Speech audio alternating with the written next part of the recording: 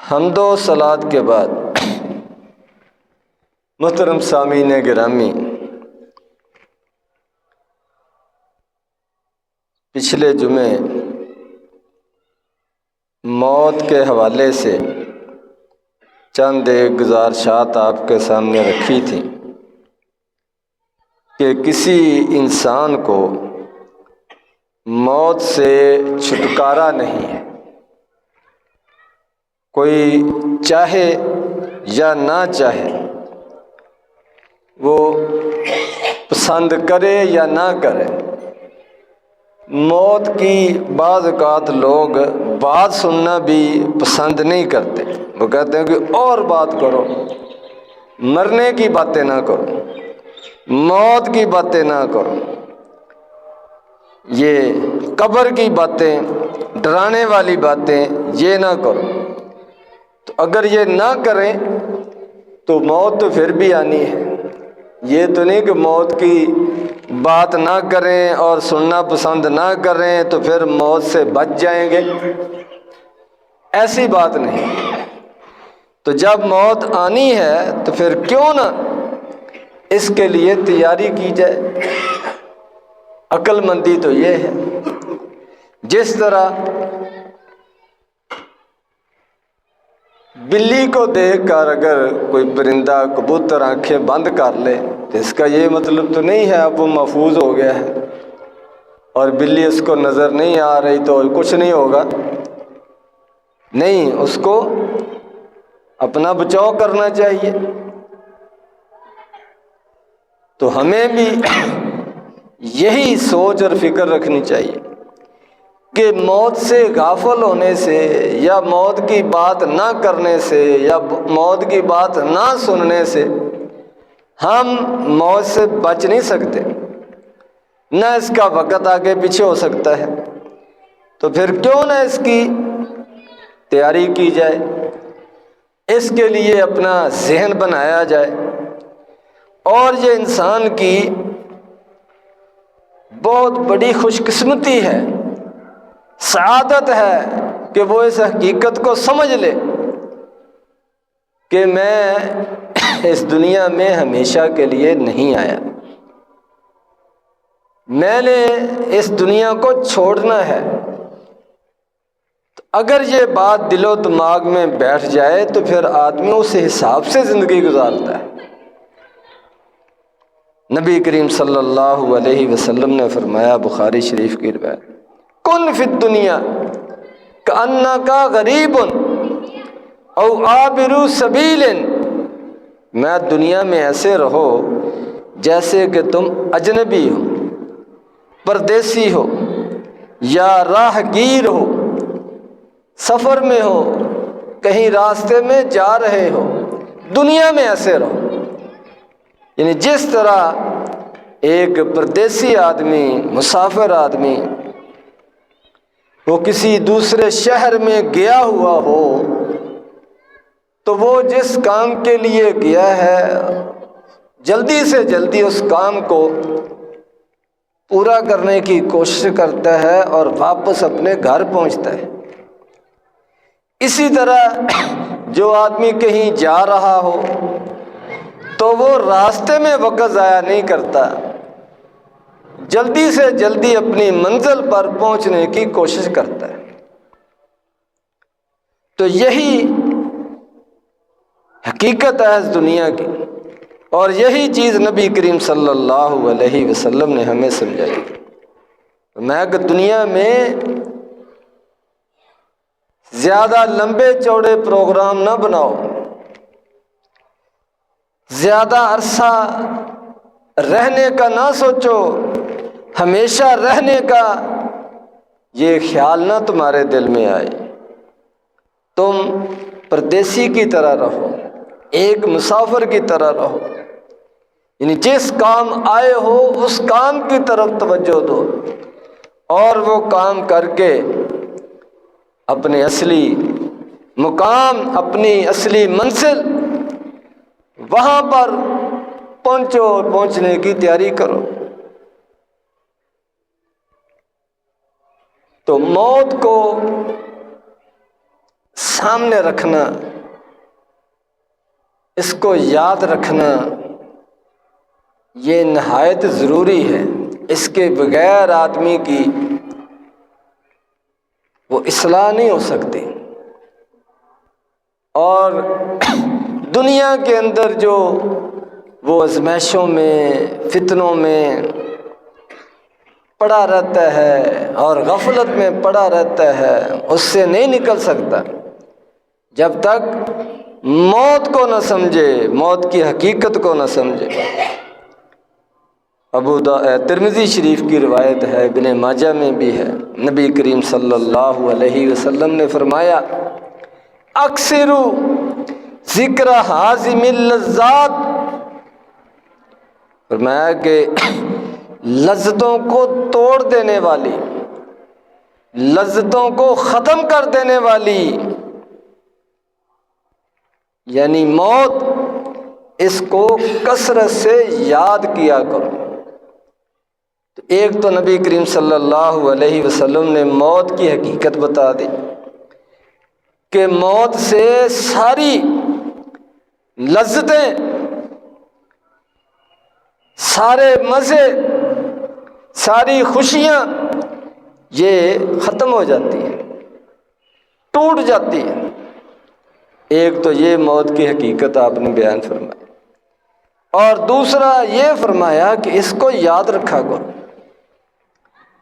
اس کو اپنے ذہن سے نکلنے نہ دینا، اس کو بلانا نہیں ہے، اس کو اپنی آنکھوں کے سامنے رکھنا ہے۔ تو اس حدیث سے بھی یہ بات معلوم ہوئی کہ موت کا تذکرہ کرنا، مرنے کی باتیں کرنا، قبر کی باتیں کرنا، قبر کے بعد کی باتیں کرنا، یہ نہایت ضروری ہے، یہ زندگی کا حصہ ہے، اس کا ہر ایک کو واسطہ پڑے گا، سامنا کرنا پڑے گا، تاکہ آدمی اس حساب سے پھر تیاری کرے۔ تو موت جو ہے یہ لذتوں کو ختم کر دیتی ہے۔ جب تک آدمی زندہ ہے اس وقت تک ہر چیز اس کے لیے لذیذ ہے، فائدے مند ہے، اس سے اس کو خوشی ہوتی ہے۔ لیکن جیسے ہی وہ موت کا شکار ہوتا ہے، اس پر موت طاری ہوتی ہے، تو ہر چیز قیمتی سے قیمتی اس کے لیے بیکار ہے، مزیدار سے مزیدار چیز اس کے لیے فضول ہے، بہترین سے بہترین چیز کی اس کے ہاں کوئی قیمت نہیں ہے، کوئی تعلق نہیں ہے۔ اچھا لباس مرنے کے بعد آدمی کو اس کا کوئی فائدہ نہیں، اچھی رہائش اس کا جو آدمی کو ایک شوق ہوتا ہے، خوشی ہوتی ہے، مرنے کے بعد وہ ختم۔ بہترین کھانا، لذیذ کھانا، اعلیٰ سے اعلیٰ، مہنگے سے مہنگا، مرنے کے بعد فضول بیکار ہے، کسی کام کا نہیں ہے۔ دنیا کی خوبصورتی، دنیا کی رنگینیاں، یہ سب بیکار ہے۔ سونا چاندی، روپیہ پیسہ، خزانے اس کے دائیں بائیں رکھ دیں، اس کے لیے سب بیکار ہیں، فضول ہیں، کسی کام کے نہیں۔ تو یہ موت کی حقیقت ہے۔ موت سے پہلے ہر چیز وہ اس کو اچھی لگتی ہے، اس کو حاصل کرنے کی کوشش کرتا ہے، اس پر لڑتا ہے، جھگڑتا ہے، لیکن جیسے ہی موت آتی ہے تو اس کا اپنا لباس بھی اپنی جیب کے اندر، پیسے بھی اس کے لیے بیکار فضول ہو جاتے ہیں۔ یہ موت ہے جس کے بارے میں نبی کریم صلی اللہ علیہ وسلم نے فرمایا اکثروا ذکر حازم اللذات، اے لذتوں کو توڑ دینے والی، ختم کر دینے والی اس موت کو کثرت کے ساتھ یاد کیا کرو۔ نبی کریم صلی اللہ علیہ وسلم سے پوچھا گیا بہترین انسان کون ہے؟ فرمایا جس کا اخلاق اچھا ہو۔ فرمایا اس کے بعد فرمایا اکثرہم للموت، بہترین انسان وہ ہے، خوش قسمت انسان وہ ہے جو موت کو کثرت سے یاد رکھے۔ اور احسنہم لما بعدہ استعدادا، اور موت کے بعد والی زندگی جو اصل مستقبل ہے اس کے لیے وہ اچھی تیاری کرے۔ اولئک الاکیاس، فرمایا یہ ہیں دانا لوگ، سمجھدار، جو آگے کی سوچتے ہیں، مستقبل کی فکر ہوتی جن کو، ان کو نبی کریم صلی اللہ علیہ وسلم نے بہترین قرار دیا، سمجھدار قرار دیا۔ تو موت کی یاد ہی کے حوالے سے نبی کریم صلی اللہ علیہ وسلم نے قبرستان، قبریں جہاں فوت شدہ لوگوں کو دفنایا جاتا ہے وہاں جانے کی آپ نے ترغیب دلائی ہے، حکم دیا۔ میں الا فزوروها، قبرستان جایا کرو، قبروں کی زیارت کیا کرو، قبریں دیکھا کرو۔ فرمایا فإنها تزہد فی الدنیا وتذکر الآخرہ، قبروں کی زیارت، قبرستان جانا، قبروں کو دیکھنا، میں کہ یہ دنیا سے بے رغبتی پیدا کرتا ہے۔ دنیا کے اندر آدمی زیادہ اپنا دل نہیں لگاتا، دنیا کے پیچھے پیچھے مارا نہیں بھاگتا۔ اور فرمایا کہ یہ موت، قبروں کی زیارت آخرت کو یاد کراتی ہے، آدمی کو اپنی موت یاد آتی ہے، مرنے کے بعد کے مراحل وہ اس کو یاد آتے ہیں۔ سننا اور دیکھنا اس میں فرق ہے۔ ایک آدمی سنتا ہے، ایک آدمی دیکھتا ہے، تو سننے کے مقابلے میں دیکھنے کا اثر زیادہ ہوتا ہے۔ تو قبرستان جانے سے، قبروں کو دیکھنے سے، اپنے جیسے لوگوں کے دفن ہونے کے مقام کو دیکھنے سے جو سبق حاصل ہوتا ہے، جو عبرت حاصل ہوتی ہے، وہ سننے سے نہیں ہو سکتی۔ اس لیے نبی کریم صلی اللہ علیہ وسلم نے خاص طور پر قبرستان جانے کی تعلیم دی ہے، حکم دی ہے، اور خود بھی نبی کریم صلی اللہ علیہ وسلم وقتاً فوقتاً قبرستان جایا کرتے تھے۔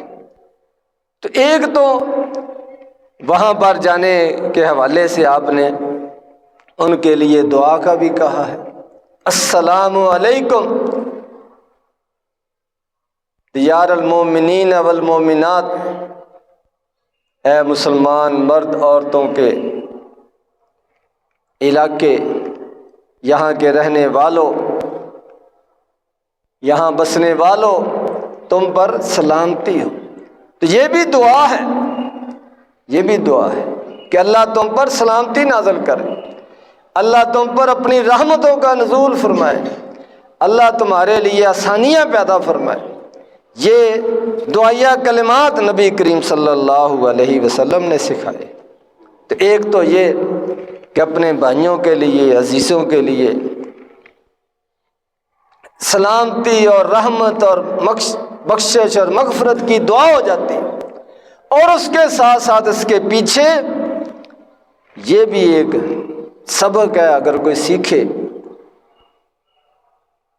کہ جس طرح یہ میری طرح چلتے پھرتے تھے، کھاتے پیتے تھے، ہنستے تھے، کھیلتے تھے، دنیا کے سارے کام کرتے تھے، آتے جاتے تھے، آج ایک جگہ پڑے ہوئے ہیں، تو ایک نہ ایک دن میں نے بھی ادھر آنا ہے، میرا بھی یہی آخری انجام ہے۔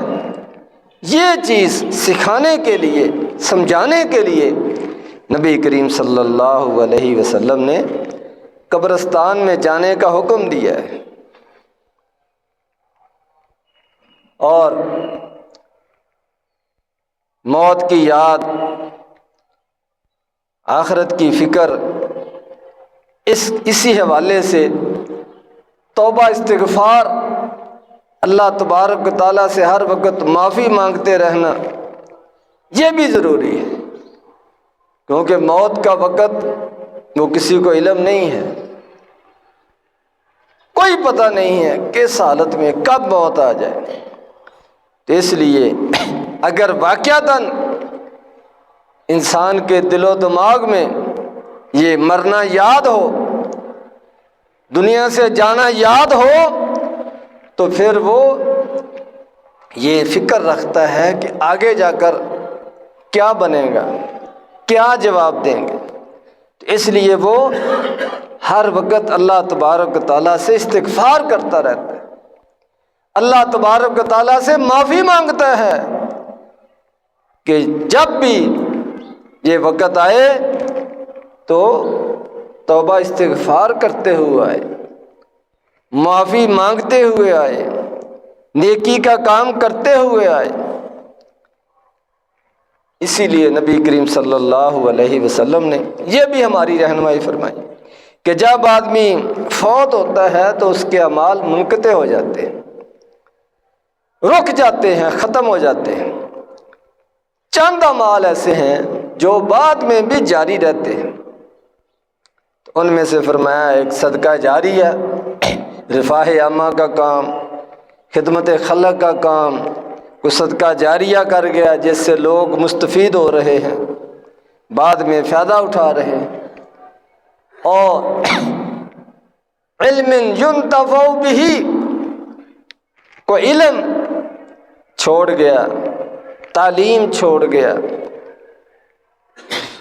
کوئی کتاب چھوڑ گیا،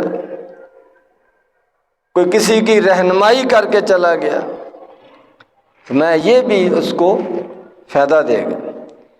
اور ولد صالح یدعو لہ، یعنی ایک اولاد جس کی اچھی تربیت کی، اچھی تعلیم دلائی، اس کو دین کی طرف لگایا، تو وہ نیکی کے راستے پر چل رہے ہیں، تو اپنے والدین کے لیے دعائیں بھی کر رہے ہیں، تو میں اس کا بھی ثواب، اور یہ عمل بھی جاری رہتا ہے۔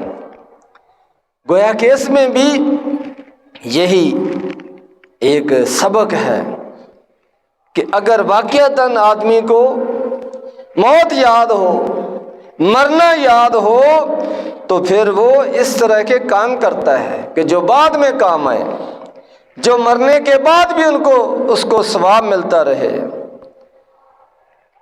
تو یہ بھی اسی صورت میں ہو سکتا ہے اگر ہم موت کو یاد رکھیں گے تو پھر ہم صدقہ جاریہ بھی کریں گے، پھر ہم علم کا، دین کا، دعوت کا کام بھی کریں گے، پھر ہم اولاد کی صحیح تربیت بھی کریں گے، صحیح تعلیم بھی دلوائیں گے کہ یہ چیزیں مرنے کے بعد ہمارے کام آئیں گی۔ اور اسی طرح اگر کسی کا کوئی حق آدمی کے ذمے ہے تو اس کا معاملہ بھی ابھی صاف کرنا چاہیے۔ نبی کریم صلی اللہ علیہ وسلم نے فرمایا کہ جس کے ذمے اس کے بھائی کا کوئی حق ہو، کوئی ظلم زیادتی اس سے ہو گئی ہو، تو آج ہی اس کا معاملہ جو ہے وہ صاف کر لے، اس سے معافی مانگ لے، اس کو راضی کر لے، اس سے پہلے کہ وہ دن آ جائے جب درہم دینار، روپیہ پیسہ یہ نہیں چلے گا، وہاں پر نیکیوں کا تبادلہ ہوگا۔ تو یہ بھی اسی صورت میں ہو سکتا ہے اپنے معاملات کو آدمی صاف رکھ سکتا ہے اگر اس کو موت یاد ہو، مرنا یاد ہو۔ تو موت کو یاد رکھنا یہ آدمی کو سیدھا رکھنے کے لیے، اس کے معاملات کو سیدھا رکھنے کے لیے بہت مفید ہے، فائدہ مند ہے۔ اسی طرح نبی کریم صلی اللہ علیہ وسلم نے، بخاری مسلم کی روایت ہے، فرمایا کہ اگر کسی آدمی نے کوئی وصیت کرنی ہو، کوئی ایسی بات وہ لکھنی ہو، بتانی ہو جس کا تعلق اس کے مرنے کے بعد ہے، تو فرمایا ابھی اس کو لکھ کر رکھ لے، کیونکہ موت کا وقت اس کا تو علم نہیں ہے۔ اس لیے بھی کوئی اہم معاملہ ہے جس کے بارے میں وہ وصیت کرنا چاہتا ہے تو اس کو اپنے پاس لکھ کر رکھ لینا چاہیے، تاکہ بعد میں معاملہ وہ آسانی کے ساتھ حل ہو سکے، معاملہ خراب نہ ہو۔ کسی کے ساتھ لین دین کا معاملہ ہے، کوئی قرضے کا معاملہ ہے، کوئی اور اس حوالے سے اس کے ذمے کسی کا حق ہے، تو اس کو لکھ لینا چاہیے، تاکہ بعد میں اگر کوئی دعویٰ کرے تو لکھا ہوا موجود ہو اور اس کی ادائیگی آسان ہو۔ اور یہ بھی اسی صورت میں ہو سکتا ہے کہ آدمی اپنے اس طرح کے معاملات کو لکھ کر رکھے، اس کی فکر کرے، ان کو کلیئر کرے۔ یہ بھی اسی صورت میں ہو سکتا ہے جب اس کو یہ فکر ہو، اس کے دل و دماغ میں یہ بات بیٹھی ہوئی ہو کہ موت کا کوئی پتہ نہیں ہے۔ تو یہ موت کو یاد رکھنے کے فوائد ہیں، یہ اس کے اثرات ہیں کہ جتنا زیادہ آدمی فکر مند ہوگا اتنا اپنے معاملے کو صاف رکھے گا اور اتنی وہ آخرت کے لیے تیاری کرے گا۔